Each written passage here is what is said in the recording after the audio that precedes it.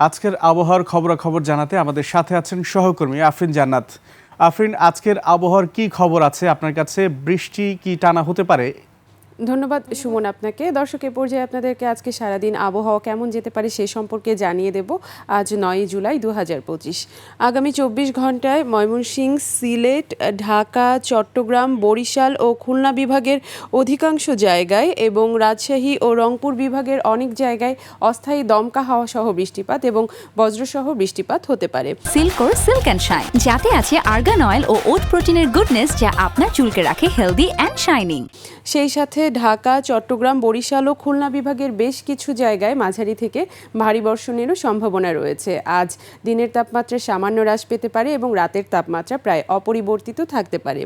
এই মুহূর্তে যদি ঢাকা বিভাগের দিকে আমরা তাকিয়ে থাকি, ঢাকায় আর্দ্রতা দেখতে পাচ্ছি শতকরা 90% এবং গত 24 ঘন্টায় ঢাকায় সর্বোচ্চ তাপমাত্রা রেকর্ড করা হয়েছে 28 ডিগ্রি সেলসিয়াস, সর্বনিম্ন 25 ডিগ্রি সেলসিয়াস।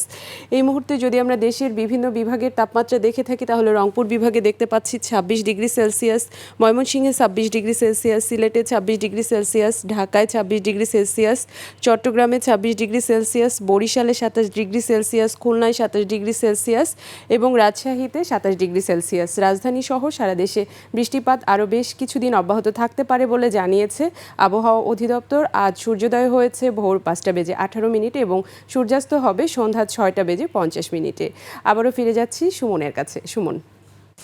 আফরিন, আপনাকে ধন্যবাদ।